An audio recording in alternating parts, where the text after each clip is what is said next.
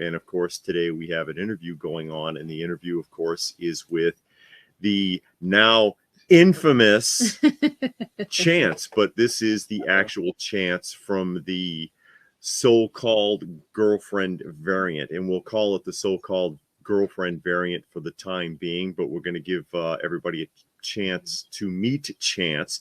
And he says right there, Chance Bartels from the Nostalgic Pod Blast. And Chance is an actor. Yes, he was on The Walking Dead. Yeah, of amongst a few other things, he was in The Walking Dead. And he also runs a podcast, nostalgic-based podcast on the weekends. And Chance can give us a second here to tell us about that real quick, where they can find you as far as Fistful of Radio is concerned. Yes, we're on Fistful of Radio, as you are with your other show every day. And it streams from Atlanta, Georgia. And also, of course, I'm on YouTube, the Nostalgic Pod Blast YouTube channel, and everywhere you get your audio platforms of podcasts that you listen to. So there we go. And he you still have that, side note, do you still have that Fantastic Four radio show going? I do, from 1975 with Bill Murray. Yeah. I run that every Saturday and Sunday morning at 9 o'clock from 9 to 10 a.m. Okay. That's something that a lot of people probably never heard of and didn't think that Bill Murray was working at that time. But anyways, wanted to throw that out there. And Chance, I gather from your background that you do indeed collect comic books. Oh, so this has been going on for a long time. Yeah, T. Stewart has made it. Hey, T. Stewart. Glad you could pop in here today. And there we go. Lots of comics going on. But there's one comic in particular that we will be discussing today. And a lot of you know, no, not that one, Chance. Not that one. Hold on. Let me see. This one. Oh, God. I'm having a flashback. That's the book that we're talking about. And it says, this is now the infamous Angry Girlfriend variant. And it's titled Chance, Turn Over, Go to Hell, blah, blah, blah. However, you are that Chance. Now, in order to establish a timeline, though, I'm going to bounce off of this for a second. Let me close that out. And I'm going to open up another picture, and we're going to explain who this individual is, just to set this up, so because anybody could sit there and say, yeah, that's me, I'm Chance. This is you, and this is Mike. And where is Mike from? He is from Titan Games and Comics in Smyrna, and he still runs it to this day. I sold that destroyed book to that gentleman back in 1990. I'm 1990. 1990. That was quite a while ago. Oh my God. Now I feel old. How much did you sell it for? $20. Oh God. So did you? This girl trashed it. Every page had permanent marker. We'll get to it later. But that is at the Smyrna Comic Con that you also attended. Yeah. We hung out for a little bit, and he was there, Mike. I said, oh my gosh, I got to get a picture with Mike. He remembers me. He remembers selling it, or me selling it to him. Yes. And he verifies everything in terms of the timeline. Yep. And this is why I wanted to put this shot up, because I did talk to Mike, and he's like, yeah, I know who Chance is. I remember this, and so on and so forth, because I want to establish that, anybody named Chance could say that that's them. Yeah. But I just wanted to set that up. So that is Mike, and he is the original purchaser of the damaged book. So tell us the name of the book for those that don't know the book. It is Amazing Spider-Man issue number 14, and it's the first appearance of the Green Goblin. Yes. So go ahead. It would normally be like, first appearance of the Green Goblin. That's a go-to book. That's something that's a big book. A Spider-Man collector would love to have. Okay. Some other lore about that book. It was featured in different strokes in an episode where Arnold steals a comic book. And he's caught. And that's the comic book, Spider-Man 14, for those that don't know that episode of different strokes. So we just wanted to establish that, and that was Chance with Mike at the show. And of course, we were there also. And I'll throw that up here real quick since we brought it up, because people are like, what are you talking about? And there we go. Yeah. LPH in her supermarket sweep shirt. That show is bonkers, though. Yeah, I love that show. The original or the one with Leslie Jones hosting, the new one? No, God, no. No. It's not the original. The original Ruprecht. came out is what's like in the 60s or 70s. It was like way back, 50s Yeah, or 60s. where they were in an actual grocery store shopping for actual food, and they got to keep the food. Yeah. And that one episode of Laverne and Shirley is based on it when they were in the supermarket doing running around with the shopping carts. Yeah, but this one that I enjoy watching is from the 90s, 2000s, early 2000s with David Ruprecht. David Ruprecht with the sweaters. His grandmother made every sweater. Part of the Brady Bunch lore. He was in the Brady Bunch Christmas, 1988. Yeah, really? He married. He was the husband of one of the Brady girls. Oh wow, okay. I think it was Jan. Jan or Cindy. Someone in chat will know. Okay.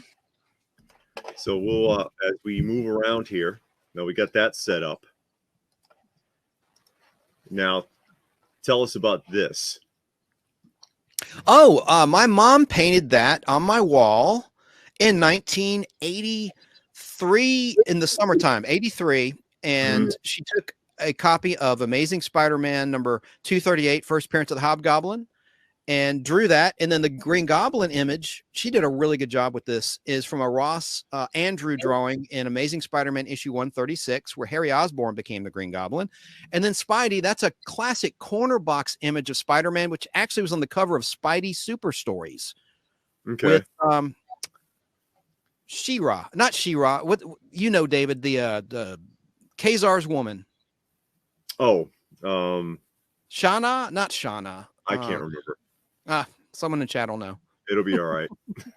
It'll be all right. So you were deep into comics for a while. And a huge Spider-Man fan. I'm wearing a Spider-Man shirt right now. Yeah. And so we move let me cascade through a few more of these images here. Oh, here we go. So let's say, who then is this? Oh, that is Karen Gladden, who was a good friend of mine. And that's us in 1990 at my parents' house. Is that the girl that wrote on the book? Yes. That's her. She's the girl. And her name just happens to be Karen. That's convenient. Yeah, she's a Karen. She's the original Karen, everyone. Ladies and gentlemen, there she is. So that's the alleged girlfriend. We're gonna and we were just friends. We really were just friends. I wanted more. She was not attracted to me, but we were friends for years back then. Okay. And but you could see she's a very pretty girl. And she's got David Ruprecht's sweater on. There we go. Fluffy Cat says that she should sign the book. I think she's the only person that hasn't, but we're going to get to that here in a minute. So that is okay. Let me move over here. And this is her again? Yeah, that's us at our mutual friend at the time, Audra Cleveland's parents' house at a party. Okay. Oh, okay. So you had a party. So you guys just kind of know each other, just kind of hang out. We worked together. We worked together at Super X drugstore, with the high school together. We were in the same class. We were really, really good friends. All right. So this is somebody who's kind of around all the time. Yeah. I mean, we would hang out at each other's homes, went to concerts. We saw the Who at Lakewood Amphitheater back in 1989, summertime, in their final tour, like their, I guess, 30th final tour. But no, we all hung out. Audra and she and I, long time ago. Yeah. So, all right. So how long were you working there? At Super X? Yeah. At least a couple of years. Oh, wow. Okay. But hey, back then we did stuff like that. Yeah, you had a job and you kept it. A teenager got a job. But Mhm. we're getting to it. Kay Munin says, I get she was a Karen, but did she have to take out her frustrations on the comic? Yeah, I know. We're working our way around to it. We're building a timeline there, kids. This is really a very, very emotional and psychological story. I mean, this has a lot of emotion in it, and it hurts me to this day. I can see that. And this is your yearbook. Yeah. So this is from your yearbook, and that's what Karen wrote. The same handwriting that's on the comic book. Okay. Any handwriting experts out there? And that's an important point. And I'll switch to the book here in a minute. You can look at that and see the handwriting and compare it. And she calling you Slag? It was just a nickname. Oh, okay. Slag, just nickname she came up with. I have really enjoyed this year despite all the crap we've been through. You mean a lot to me, and I hate to see you give up on yourself. Try in school next year. Graduate. Believe me, it'll be well worth it. So she's sounding like a real friend here. Yes, she was. I was a terrible student. I got held back. I didn't graduate until a year later. I was supposed to graduate that year. That's what she's referring to. I didn't graduate until the next year. I hated school. I was a terrible student. I didn't like school either. Who did? I didn't care for school myself. So here she is. She's coming off like a real friend, writing a lot actually in your yearbook, and it goes on to a second page here, right? 3 pages. It's 3 pages. Continue to remember all that we've had. We are very lucky. Believe in yourself. No one can do it for you. You'd better write me, or else I will come back and I'll have to kick your ass. You hear me, boy? I see. And here down on the bottom, I love you, Karen. P.S. Miss Gladden. And then here's some photos that she put up of us. Yeah. And you're a weasel, apparently. Yeah. That was another nickname. Oh, that's not very flattering. No, but that was her personality. She had a great sense of humor. I see. So that's important also for establishment, because again, you've got your handwriting there that you can compare to the what was done to the book. And let me pull out of that real quick. I want to go back to something. Watch the microphone. Yeah. So let me see here. Let me share this one back. It's going to take a dark turn, folks. Yeah. So here we go. The so-called Angry Girlfriend variant, CBCS graded 1.8. And let me show the back of the book. Here we go. There's the back of the book. I know the image got small. Sorry about that. I don't know if I can expand it, but you can find this image in any, Google search, Bing search, whatever you got. You can find these images and see it for yourself, or for a small fee. You can pose with the book and have your photo taken. Oh, wow. Yeah. Talk about a weasel. Is he charging for it? I heard my pain is his gain. I don't know. And to show how famous this is getting, here they are. I know one of these guys is deceased now, correct? Yes. Yeah. Yes. I think Shane died. Dustin is the gentleman on the right. He's lost a lot of weight in recent pictures I've seen of him. But anyway, they were based out of Rockmart, Georgia, and they bought that book from Mike in 1993 at either the Atlanta Comic Con or Dragon Con. They say Dragon Con, so I'll take their word for it. Dragon Con for $40. Wow. So Mike made a $20 profit off of that book. Wow. And you see here the price tag on that book. $100,000. Angry Girlfriend variant on the left, and on the right, $100K. Now, on the far right in this photo, that's Jim Lee. And the reason that this image, I pulled this out of a thing on the internet talking about, that Jim Lee had offered them 50 grand for the book. Now he wants 100 for it. It's a scam. Is that a Photoshop photo or what? Is that real? Yeah, it's Photoshop. Someone added Jim Lee in the background, but the rest of it without, I can't cover it up. Basically, they just photoshopped Jim Lee in there because of the offer. Has that been verified about Jim Lee making that offer? I mean, as near as I can tell, it's true. Okay. But you never know. But because of the history of it, he was interested, or what he thinks is the history, he was interested in this, offered 50, but now they think they can get a little bit more. And for reference, I looked up 1.8 CGCs, and here you see 3 recent sales and about what less than a 2 grade professionally graded would sell for. Obviously less than $1,000. But dude is I guess that's his end game, is to pull $100,000 for this thing. I'm guessing. I offered up to 5,000 for it a few years ago. No doubt, no dice, no deal. I see in the comment. Yeah, I did. I offered them. When the other guy was still alive, I tried to buy that book back just for sentimental value, even though at one time I couldn't look at it. It was just a horrible memory. Obviously, I love that was my favorite comic book in my entire collection. And I loaned it to Karen and our other friend Audra, whom you saw in the photos. I gave her an Avengers 2 to hold on to as a sign of friendship and affection. And I gave Karen the good book because I really had a crush on her, but we were just friends. I wanted it to be more, but so I gave her that book, and that book was like a 9.6. I mean, it was gorgeous before she ruined it. White pages. I mean, it was immaculate. That's probably why it's still graded at 1.8, even with all that destruction. I mean, that's what I would gather. Yeah. So what caused her to write all over the book? That's a good question. I do know this. I was very irritating. I'm a salesman, so I'm very persistent. And she was getting annoyed with me, always wanting to date her. And she's like, no, I just want to be friends. And I would be very possessive and ask her, are you dating so and such? I'd call her on the phone, are you dating?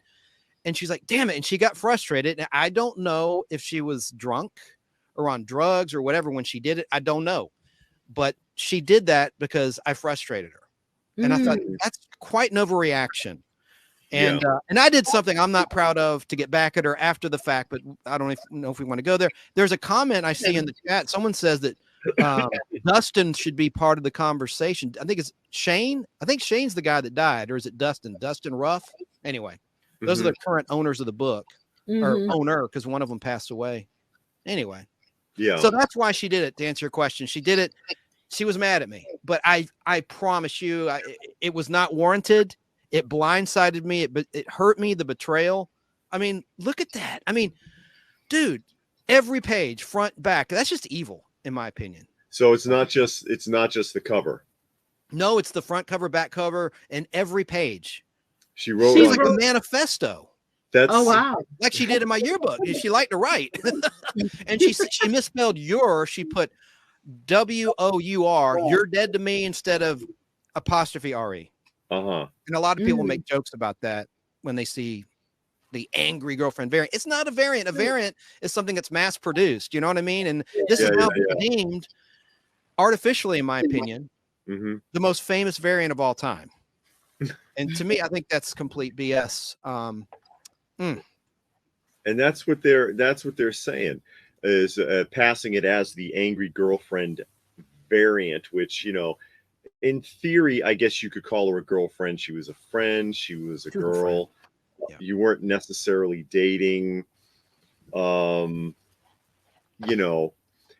what's the story that everybody else hears? Yeah, I've got the Newsweek article, because that's how big this has gotten. And I'm going to pull the article up, and I'll read through it a little bit here really quickly. And can I just add, before you get on that, it's Shane Hester who died. So Shane can't come on the show. He's deceased, to the person in chat. Dustin Ruff is the only person that has that book. Anyway, just we're dropping names. We're telling the whole story tonight. All right. Shut up. You're fine. You're fine. So this is the Newsweek article, the official Newsweek article, which was published on July 29th, 2019. Ultra valuable, Amazing Spider-Man comic defaced by angry girlfriend is still treasured by collectors.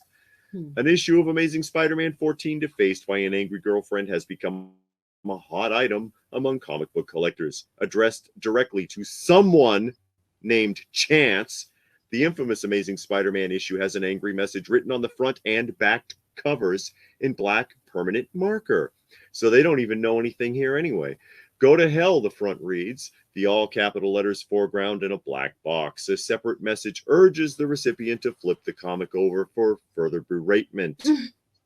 In no way am I trying to be noble or anything like that, the message on the back cover reads. I never thought I'd be able to destroy something that meant so much to me. As far as I'm concerned, you're dead. And here we have something from the old Twitter, I guess, showing the front and back of the book. And it says, apparently the angry girlfriend variant has surfaced again, and it is for sale. Aaron Myers, comic collector and co-host of the Comics Therapy podcast, described the Newsweek how the angry girlfriend issue has become a part of comic collecting lore. It used to pass from dealer to dealer, and finally one dealer got it graded, Myers said. The issue resurfaced in a post to the Facebook group Low Grade Comic Collectors, where people share comic book issues with low assessment scores based on criteria laid out in the Overstreet Comic Book Price Guide and widely accepted by collectors. The issue of Amazing Spider-Man, known as the, quote, Angry Girlfriend variant, is collecting scored a 1.8 out of 10, a rating which indicates a fully readable issue which may be creased, scuffed, abraded, or soiled. I don't see how it's fully readable if it's written all through. The highly valuable issue sells for thousands of dollars, with copies ranging from very fine blah blah, and they go on to explain what an actual, like, clean copy would sell for, like this one pictured. Like mine used to be. The current owner hopes to get $5,000 for the Angry Girlfriend edition, The Amazing Spider-Man. One commenter on Facebook for collectors judged the $5,000 asking price too high, but described the issue as legendary and speculated that it might one day be worth a ton. Yeah, it might be worth like $100,000 apparently. But the Newsweek article's got this all wrong, according to what you're telling us. They don't even know apparently that there's writing on the inside of the book. Well, if it's graded, they wouldn't know. No, they wouldn't know. But your take on the article? My take on the article is this is an artificially. My friend Danny Cochran, who hopefully will join us in chat, thinks it's a collusion possibly with that Newsweek article writer. I won't go that far, but it is strange because back in 2015 and in 2018, two times in a big group on Facebook, it's called Marvel Comics 1961 to 1986. I posted about this and I said, horror story. Has anyone seen this book? No one had even heard of it. And that was in early 2018. This article hit in July of 2019 that Newsweek put out. And since then, it has just snowballed. And there's been article after article in major fan and comic book media institutions talking about this. And it just increases the lore and the legend that was never there. And also in that Newsweek article, they claim that it's gone from dealer to dealer. It's never left the state of Georgia. It's been in Rockmart, Georgia in a safe since 1993. So, you know, the whole article on its face is loaded with BS. Am I bitter? You know, I sold it. So whoever bought that book legally can do whatever they want with it. But just, I don't like these journalists artificially creating some lore about this book that was my damaged property that this girl trashed. Oh, I get it. I get it. And, you know, I totally get when you've lost something valuable that way too. I mean, you know, my backstory with my collection and how a lot of my stuff was stolen, and that can be very frustrating. That can be very frustrating going back on. But, you know, looking at the history of it again, you wanted to buy it back at one point and they wouldn't do it. They would not do it. And this is such a great opportunity. It's therapeutic for me to be able to tell this story. I just want to lay all my cards on the table because she had commented, Karen, in a CBC message board, acting like she didn't know me. I was never his girlfriend. You know, he's a psycho. And listen, I got to be honest. you know, a few months after this, I did something to her I deeply regret. I'm going to go ahead and go there. Okay. I cut her hair. Hair grows back. I'm not proud of what I did, but she ruined that book, and it really, really caused me psychological harm. I'm not proud of what I did, but she's lying, saying that's why I ruined the book, because you cut my hair. I see. But you cut the hair after the fact. After the fact. It doesn't excuse what I did. What I did was wrong, and I regret it to this day. I am ashamed of what I did. But just I never put my hands on her. I never sexually abused her. I never did anything to a great magnitude. That was wrong what I did. That was diabolical. That's like Joker diabolical what I did to get back at her. But that was definitely after I can prove that with a timeline. There's a record. Doesn't excuse what I did, but I don't appreciate her saying that's why I did. Okay, if that's why you trashed my comic, why is in that manifesto not one word about me cutting your hair? On the back cover, on the front cover, there's not one word about it. Yeah. I just want to set the record straight because it upset me when she was out there either misremembering, because I will give credit that she could be misremembering. I choose to think that she's lying. Okay. People were making comments like, I'd throw her into a volcano if she did it in my comic book. You know, people that didn't know the story, and she saw that, and then she went to that message board and commented, and then the administrator locked the thread, so I couldn't respond. So this is great. I can finally tell my side of the story. This from K Munin here really quick, and that's a simple one to answer, Munin. It says, how did the book end up with such an outlandish backstory? Why go so far to make something up about a damaged book? Well, look where we're up to now, where tens of thousands are being offered for it, and the guy's still holding out. You know, yeah. I mean, if I was going to run a hustle, I'd hang on to it as long as I could too. And Stone Sour wants to know if she was asleep. No.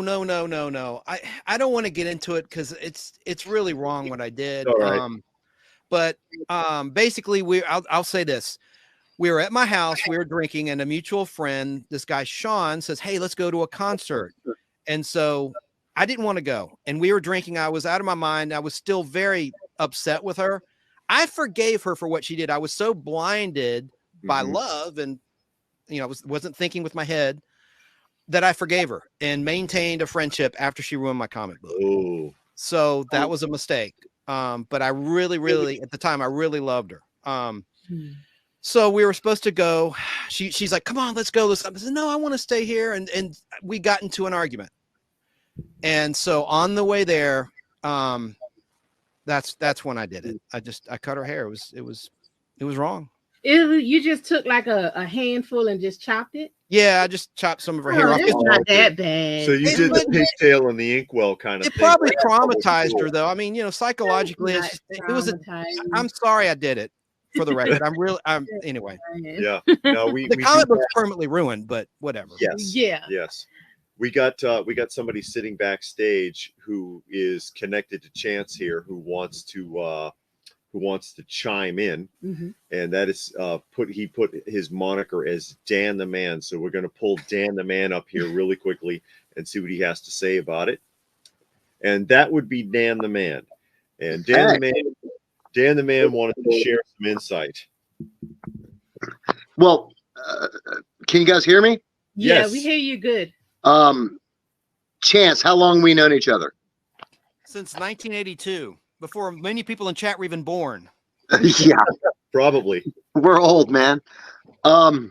Excuse me. I'm chiming into this somewhat late, so I'm not sure what entirely has been covered at this point. I've known this story from the rip, from the beginning, and actually, I told Chance, like, this, what we did when we were teenagers and who did this first or whatever. The compelling thing to me about this story is, why did Newsweek even make an article?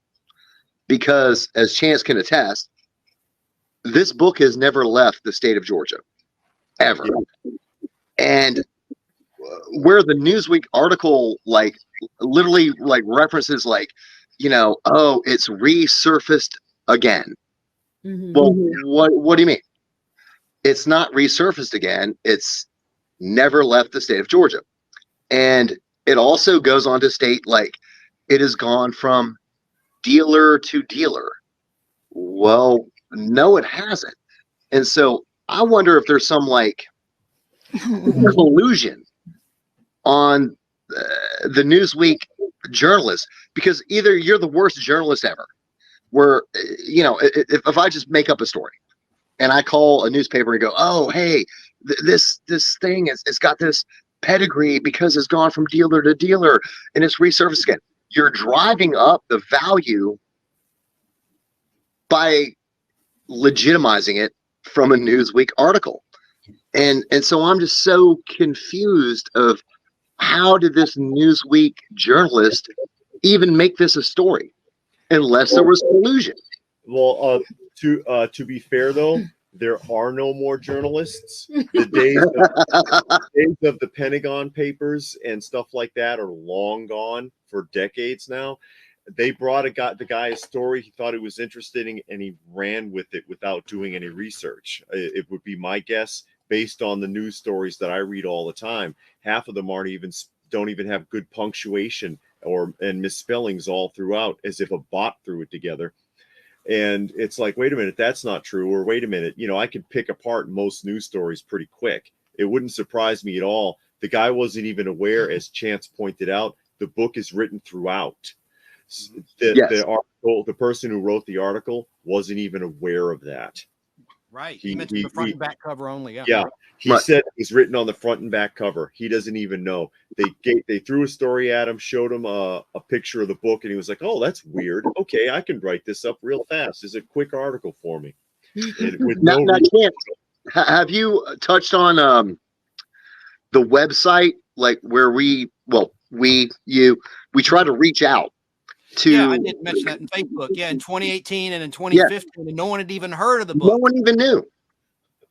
And now it's the most infamous variant of all time, when just a couple years ago no one even knew about it.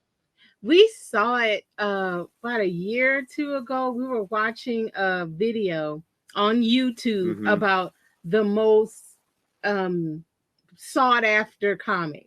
And it was it's something like that. But it was in the one of those kind of videos where it's like the most sought after, the most unusual or something. That's how we first saw it and heard about it. Yeah. It was maybe about a year or two ago. And it's like, wow, who did that? Who would do that? Yeah, well, there are a lot of people, and this is getting to be the thing. They want to pose with it and take a picture. Yeah. Like the book is a famous person. Like they just ran into Tom Cruise somewhere, and they're like, "Hey, can I get a selfie real quick?" You know, there's even a couple of people when or you weren't there. That's right. I was doing another interview a few days ago, and it was mentioned, the book came up, and there was a couple of people in the chat that was like, yeah, I took a picture with that book. Oh, wow. You know, hey, I mean, when my daughter, when she was 3, drew on the car with a rock, does that make it like a variant? Can you know, like it's my 4-year-old daughter destroyed the car variant. Can I get more money for that?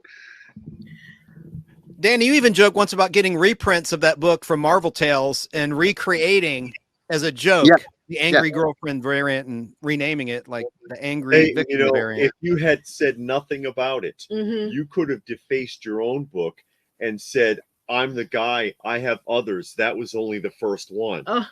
And you could have got in on the scam. But I'm surprised because, you know, nowadays people like to copy and make things up that somebody else didn't scribble all over one of their books. But then it has to kind of be a popular it book. Won't work. It's kind of like the red paperclip challenge. We all remember this. The one guy who was successful with it is the only guy that was ever successful with it. Anyone else who tried to copy it couldn't make it because it was already done. You know, and he was a fraud I keep urging Chance to like go to some print shop and get like Mylar bags, like you know, with the wording of the Chance and blah blah blah blah blah, and just like sell those. So like you could literally take any comic book and put it in that Mylar bag and be like, here, you have your own angry girlfriend variant without your comic book actually being destroyed. And he could sell those for like $5 a piece, and maybe eventually rebuy the ASM 14 in a similar condition. And I think there would be like a good like sort of karmic value to that, like where it's like I'm reclaiming it, I'm taking it back. I mean, I'm surprised the guy who's got it now isn't selling T-shirts. Yeah, you had front and back T-shirt of the graded copy. Hey, David, did you know that the guy who has the book, he co-founded the Cartersville Comic Con? He's like the co-owner of it. Really? Oh, really? We go to the we went last year. We that was actually a pretty good show. Yeah. Now, when you bought the book, you were the first owner? Yes. Well, I don't know if it was the first owner. I bought it at a comic shop years ago. It was a beautiful copy. He's not that old. When did it come out? Like, 1964. Oh, okay. So how much did you pay for the book originally? $100. Oh, so it was already. Oh, so you took a hit then when you sold it. A big hit. 20. Yeah, I sold it for $20 because it was wrecked. I mean, Mike's looking at it, he's like, Chance, I don't think I can sell this. I mean, all I can offer you is $20. And I said, okay, I'll take it. I didn't want to look at it. It hurt too much to look at my destroyed comic. I mean, it was a beautiful copy, white pages, the whole 9 yards. Did you ever? Chance loves Spider-Man. Oh yeah. Well, like when I met Chance in sixth grade, his mother, who's a decent artist, on his bedroom back wall. He showed it. Yeah. Oh, well, I told you I jumped in late. That's okay. Yeah, I've sent them photos, and they put photos on the Hobgoblin and. Yeah. Danny, help me with this. Who is Kazar's girlfriend in the comics? Oh man. She-Ra? Is it not She-Ra? No. Anyway, I mean, there's Sheena, like Sheena of the Jungle. Shanna, that's it. Thank you, sir. That's what I was trying to think of. Because the corner box image of Spider-Man was from a Spidey Super Stories issue, I think 19, with Spidey and her. I'm sorry. I've gone off the rails. You're fine. Did you ever get the book back? Did you ever get another copy? Yes, I have it right here, and I sent David a photo of it, but I'll just put it on camera now. Oh yeah, you did hold it up at the beginning. Yeah, that's it. Amazing Spider-Man 14. Also featured in different strokes when Arnold stole a comic book. Oh, okay. Also, Chance, did you mention where you actually reached out to the current owners? Apparently one of them has passed away. Yeah. Bless. And Chance actually reached out to the owners and was like a more than fair offer. He was like, I'll give you $5,000 for this. 1,000 and 5,000, yeah. And they wouldn't even entertain it, which is ridiculous because the $5,000 was way more than fair market value of this book. Right. But they're trying to like squeeze every penny. Well, not only that, but I'll bring you back to the Newsweek article again here, since you brought that up, since Chance did offer 5,000. And when did you offer that?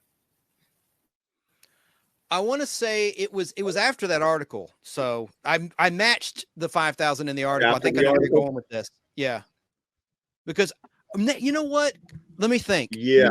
Let me think. Somebody, honestly, somebody, I had put an offer out before that article because someone said, I know who's got this book. Because I had put feelers out on Facebook, as Danny talked about, and no one had even heard of the book. But then in 2019, early 2019, before this article came out in July, somebody did say, I think I found that book. I think I know who has it. That's what it was. And they gave me an email address, and I reached out to Dustin, and they rejected the offer. I made a $1,000 offer at first. And they said, no, we're not selling it. I said 5,000. No, not selling. We're not selling. And they were talking to Karen, the person who did it. She's in Portland, Oregon now, has been for some time. Okay. And she doesn't want any part of this. She even has said in public comments, like, Chance is just trying to keep me in his life in some sick way. I'm like, no. Every few years, an article pops up. I can't help it. This was my book. And I don't know why they have Jim Shooter sign the thing. As you pointed out, David, they have autographs of people who have nothing to do with the book. They should have Karen sign the damn book.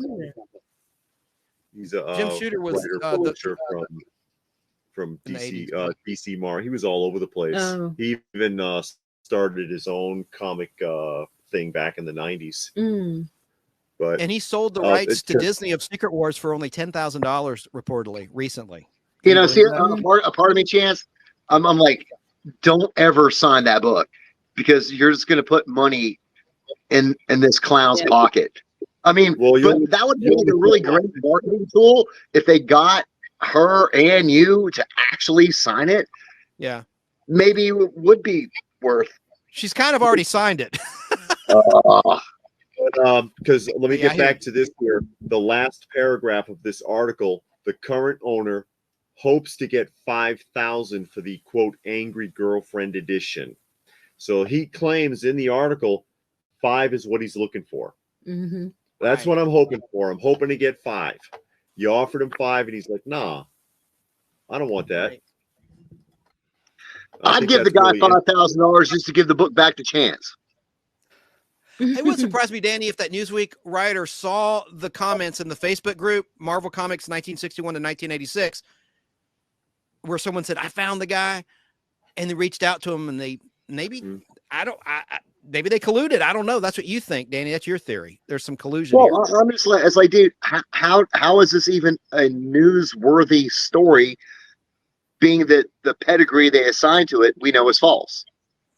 Well, not only that, but I mean, if you've seen Newsweek in recent years, and it's basically a rag now anyways, you'd have been better off with World Newsweek report that you used to pick up on in the supermarket aisle. The National Enquirer. Yeah, National Enquirer. Inquiring minds want to know. They're not really the pinnacle of journalism anymore, not for a long time. But here we go back to the book here, and you can see Jim Shooter's autograph on the slab itself. Why? Right here. It had nothing to do with that book. He wasn't a part of Marvel till the 80s, and this was a 1964 comic book anyway. And you got some other weird signature things going on down in these corners. There's something here, some kind of remark, and a signature on the slab. Something else drawn on the slab here. Looks like Venom or something with a signature. I don't know whose autographs these are. But people signing the book people signing the book that got like 0 to do with it, you know. Let me get to the back of the book here really quickly, because there's some other signature here with a picture of a bunny's head, and that's got to be on the slab. I don't think that's on the book, right? No, it's not on the book. That's all on the slab. Yeah, and do you know who has signed this besides Jim Shooter? Because I can't make it out. I do not. Maybe it was the guy that created that ninja bunny. I don't know. What's that ninja bunny? Usagi Yojimbo. You're good, David. That's it. I try. I'm just guessing. I don't know. Yeah. I'm going to interview Karen. That'd be a great, if she'd do it, get her side of the story. As long as she doesn't lie about the timeline. I can prove it, girl. Oh my God. Sorry. Hey, Chance, I don't want to steal your thunder, but I did want to chime in as somebody who knows you, because I have seen like where both Chance and I have tried to respond to online people, you know, running their mouths that don't really know the story. And for a long time, like, people were like, is Chance even a real dude? Right. You know, I'm like, yes, he is. I know Chance. He is a real guy. This is a real story. But certainly people like were unsure of how much was just completely fabricated. But you know, I don't want to take away from Chance and his story here. Yes. I just wanted to chime in as somebody who has known him and knows the validity of this story and what he is saying, because it is weird at the very least. Danny, when did I first tell you about this book? I think at least 2009, if not sooner, because we lost touch for years and we reconnected in 2009. And I think that's the first time I told you this story about how my Amazing Spider-Man 14 was trashed, every page and front, back cover, everything. Well, and of course, you being a lover of comics, originally when I heard the story from you, it wasn't so much about it being trashed.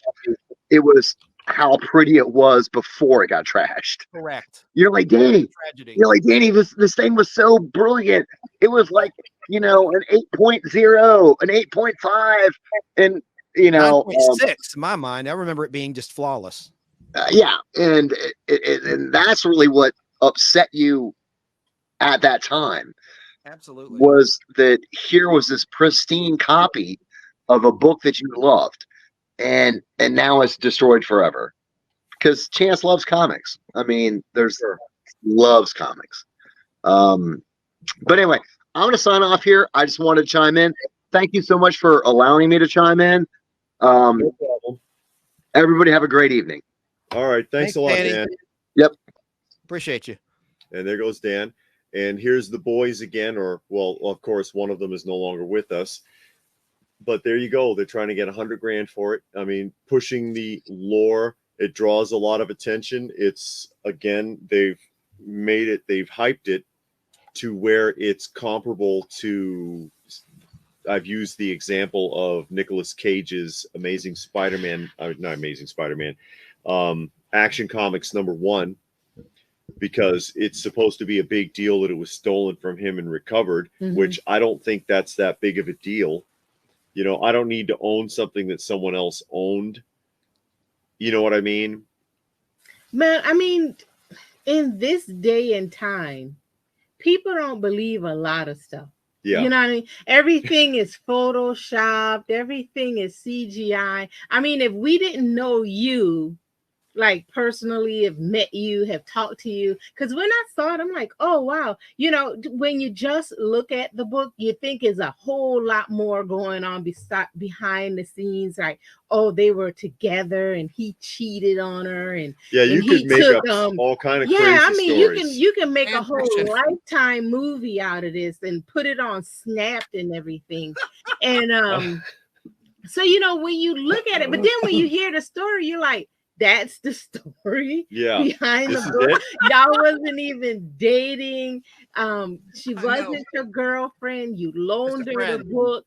Yeah. And then she just had a snap moment and just said, you know what? Screw that guy. I'm going to write all over his book. That's a pretty detailed snap, though. That makes me think of poor Henry Bemis from... That's what we're gonna have to start calling you Henry Bemis now, Chance. If you guys remember that episode of the Twilight Zone, Time Enough, or I forget which episode specifically it is, but he loves to read, and his wife asks him, "Well, why don't you read to me from your poetry book?" And he was like, "Wow, really? You mean it?" And he gets the book out and opens it up, and she drew lines through every word in the entire book. I don't know if you remember that. And he was like, why would someone do this? And it's like, yeah, I'm with Henry. What the hell? She sat there for 3 hours scribbling through every line in the book. That's crazy. And I'm like, that's what this sounds like. That's a lot of work. Yeah. To sit there and go through. Time Enough at last. Thank you, Donovan. Yeah, because that's when the Earth ended. Something happened, an atomic doomsday bomb. Weapon test and went he bad. Finally got all of the books organized. He's like, now I can finally read in peace and quiet, and then stepped on his glasses. But she did that. His wife did that to him in the beginning of that, because you're always wasting your time reading. But I'm like, that takes a lot. Just the psychological ramifications of that, thinking about that, to sit there and do that to an entire book, because you wouldn't know that just looking at it, that it's the entire book, which also I wonder where you can get a 1.8 from, because can you read the book anymore still? Or is the words like so muddled that you wouldn't be able to? Well, I guess permanent marker. No, you can't read it. But I guess they're looking at, the book is intact, the staples, no color break, no creases. I don't know. White pages. They look at everything else except the thing that's right in your face. Yeah. That's why they had CBCS do it, because CGC would have gave them a 1.5 or no grade. 0.5 0.5 or a. Guys, I'm going to say the book, just some historical information for Lady Pop Hunter there. Yes. It was published for the first time on April 9th, 1964. That's when it hit newsstands for the first time with a cover date of July 1964. First appearance of the Green Goblin with the guest appearance of the Incredible Hulk. There you go. Wow. I mean, but you really got to think, well, what happened to this woman that day? You know, that, I mean, what it was unjustified. I'm telling you. Now, I'm being so fair because, yes, I was pressuring her to date me. I didn't rape her. I didn't sexually harass her. I didn't ever lay my hands on her. But I was an ass, I guess. I would say, who are you dating? Are you dating? Are you dating? And I remember, God, this is so personal, but she was a virgin at the time, but I wasn't pressuring her. I'm just saying, I wanted to marry this girl. I loved her. But she wanted nothing to do with, look at me. I don't blame her. I'm ugly. No, but we were good friends at one time. We really were. Yeah. How old was she at this time? When she wrecked the book? Yes. 19. She would have been 19. So she ain't even a kid anymore. No, in terms of what was going through her situation, I know she had issues with her mom. Her adopted mom was a hardcore Christian and had found marijuana in her room and had threatened to kick her out. And she eventually did kick her out of the house. So there was a lot of friction there. She had a lot of issues. So I'm not making excuses because I'm still ticked off about it all these years later, 33 years later, 34 years later, almost. Unreal. I can't believe how time flies. I'm so old. Sure. But I mean, she did have a lot of pressures at home, but it doesn't justify anything, nor do I want to justify what I did. What I did was really, really wrong. So, and it could be also that sometimes the people that they hit their threshold of everything else that's going on, and then they have something to direct their anger at, and that was just an opportunity. Would you do that? I wouldn't. Would you, Lady Pop Hunter? I don't believe destroying stuff. I mean, even when you watch movies and it's always a post-apocalyptic movie and they're going to a place and just start wrecking it, that just bothers me. I mean, I had a hard time when we had the record jackets that were in bad shape. I still haven't gotten rid of them yet because you know what I'm saying? I just can't destroy stuff like that. I'll let it sit there in a corner in a box, but it'll take a lot for me to destroy something. Yeah. I mean, you got to do something bad. I mean, really bad. Does youth excuse anything or no? No. 19. Having worked with enough myself, remember I used to be the director of a YRC2 for the Juvenile Justice Authority myself. They can use it as an excuse, but no matter where you came from, what your background is, what your upbringing was, what you may have been through, you get to a point where you're the one making the choices. Yeah. And so there's only so much you can excuse. Okay, I had a bad childhood, but I'm making this choice right now. Yeah. I don't have to keep, I don't have to be the apple falling a foot from the tree here. Did she ever give you an explanation as to why she did that? Nope. But now she's claiming it's because of what I did. Because of the hair. It's not true. That's the excuse because she saw the outrage from comic book lovers like us when the story hit. When Newsweek published it in July 2019, it was overwhelmingly negative against her, as you would expect. And so to defend herself, she came out of the woodwork and said, no, this is, I want nothing to do with him or this story, blah, blah, blah. Maybe she'll agree to come on your show. I don't know, but she's very private. So, and she's, I want nothing to do with her. She wants nothing to do with me. And fair enough. And, no sense drudging it up any further if it's unnecessary. Yeah. And, here she is again. Wow. Yeah. So you haven't had any contact with her since when?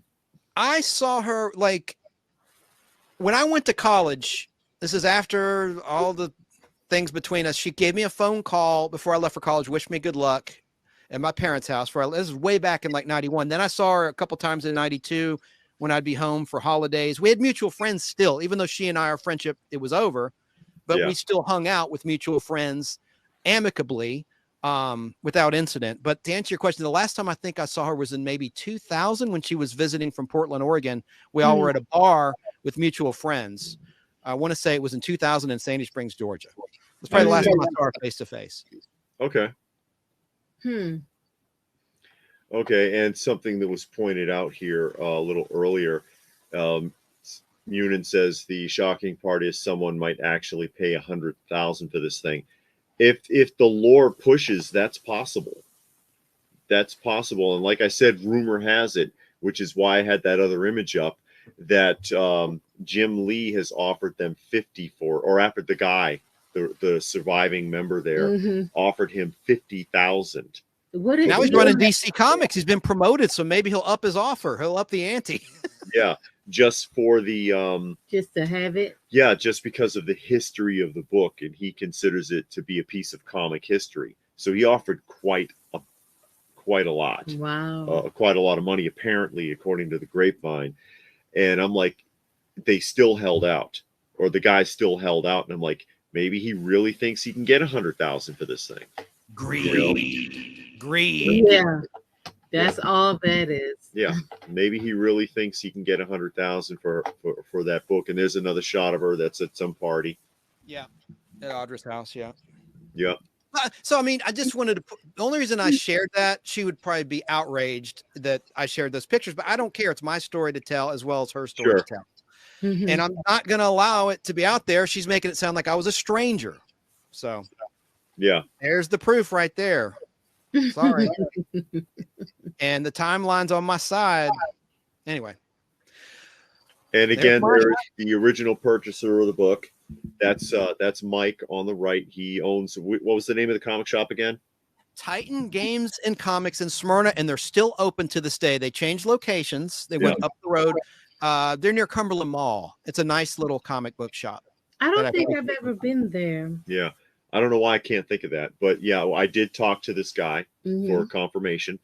And of course, he bought it from you for $20, sold it to the guy who got it slabbed for 40. So there's in 1993. Yes, yeah, so there's been no juggling of this book between dozens of dealers and other people.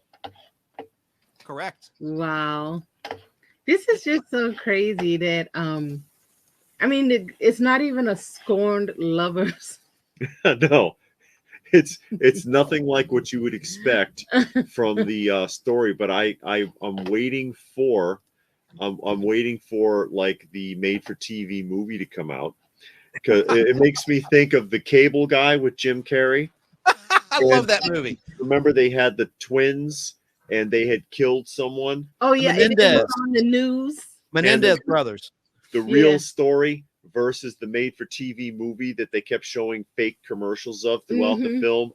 Yeah. And it's like the fake commercials were all like really super dramatic, and it's nothing like the actual case.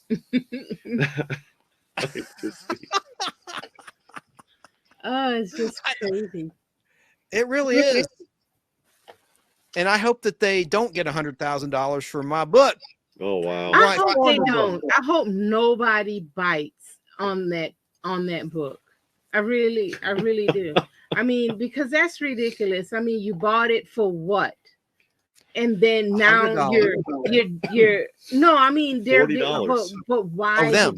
Sorry. Is what I'm saying. And now you're dangling it out like a carrot, acting like you want to sell it, but you're not. Well, he had. I mean, they bought it because somebody had some vision. Yeah. They saw the potential there for expanding on the story, or making their own narrative. And they say, hey, you know, we could probably do something with this. I bet you I could get $5,000 for it, like they showed in the Newsweek article. But they might have bitten off more than they could chew. I'd have taken the 50. You know, that's way more than they'll ever get for it. I would have taken the 50 and then let Jim Lee do whatever the hell with it and just be done.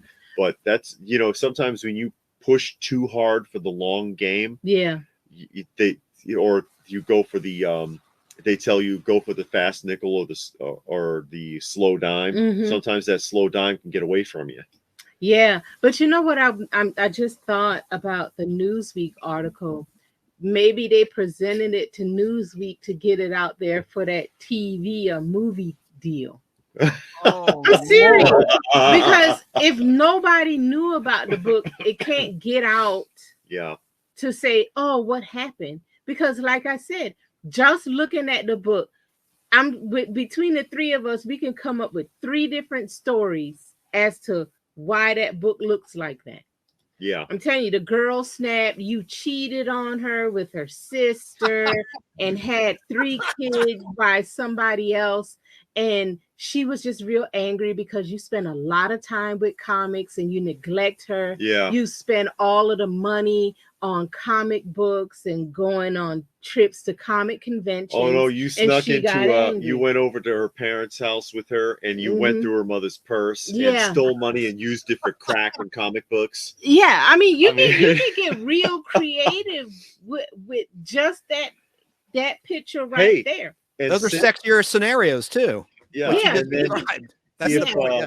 if it does get to be like a Netflix like one shot or something like that, Chance can play himself since he is an actor.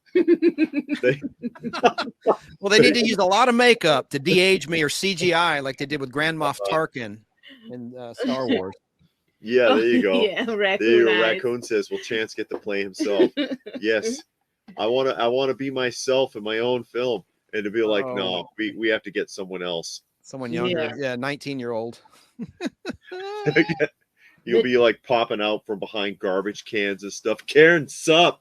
It's like, oh God, again. Why don't you just leave me alone, Chance? But no, but I could play Mike. I could play the comic shop owner that buys the book.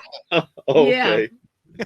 And then you like some crazed stalker or something like that. Yeah.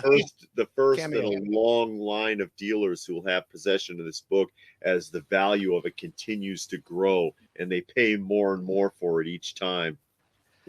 History is being rewritten. Yeah. That's how it works. I mean, because half of those true stories that's on TV is all, half of it's made up anyway. Yes. The bulk of the story is all made up. So. And there's that 100,000. Anybody in here have their photo taken with that book? Anybody in here?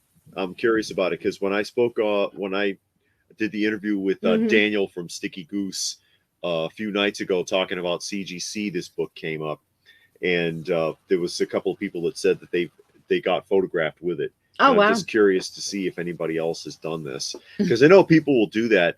You know, they'll ask, "Can I please take a picture with your Spider-Man #1 or something like that?" People do that from time to time, and this is getting to be one of those books. Oh yeah, and again, it's just crazy. You see him holding it up with that $100,000 asking price there. I hope they don't get it because that, I hope pains me. Yeah. That's just ridiculous, and I wondered what story they're given behind it though. What's their story? When somebody asks, "Oh man, how did this happen?" You know, if they have an elaborate story. There's fan fiction about it, like you said. Yeah. Incorrect fan fiction of the true story. I was cheating on my wife. Yeah. She said I was spending all the family budget on comic books, so she wanted to turn me off to comic books permanently. Yeah. And your audience is too smart to pay to have a picture with that stupid book. I doubt anyone in the chat has done that. You have a great audience. I hope so. Yeah, Werewolf, that somebody photoshopped Jim Lee in there because Jim Lee had made the offer. So they were doing that for the purpose of the photo. But the two of them together with the book, and they just added Jim Lee to the background because of that offer. But there you go. I mean, that is the story of what actually happened with Chance's comic book. This is Chance. 100% true. I'm telling you. Is there anything else that you wanted to add to that? Anything that we missed? I want to thank you both for the opportunity because you're both very fair individuals. I like both of you. I love your channel. I watch every video you put out there. Keep it coming. Wow. I love when you go to conventions and give the little like presentation. It makes you feel like you're there. It's beautiful. No, the only thing I could add is again, I don't know why someone thinks they can get $100,000 for this book, just like you stated. I mean, what else can be said? And I hope that you can interview other people associated with this down the line. And, you know, I do want to just throw one little carrot out there. Unofficially, I created the character Madcap in Marvel Comics, and hopefully we can talk about that another time. Sure. Okay, that's what you were talking about, Madcap. That's a character. Is it? Yeah, it's a comic book character. Oh, okay. Yeah, we got to have you on again to talk about that. I'd be honored. Yeah. Absolutely. So we'll go ahead and start wrapping things up. Thank you, Chance. Special thanks to My Flock for making a donation to the channel. Always appreciated. Thank you. Goes a long way towards helping out our shelter cats. It's always some cats. Thanks to I know there's always cats. Thanks to Chance for taking the time to visit with us. And again, Chance can be found on the Nostalgic Pod Blast YouTube channel. Yeah, and fistfulofradio.com, where he does nostalgic pod blasting, if you will, on the weekend. And you can find him there and check out some of his content. Please take a look. Yes. And with that, we'll go ahead and sign out. So thanks to everybody who was able to join us here today. Hope you got something out of the conversation. And we'll do this again sometime soon.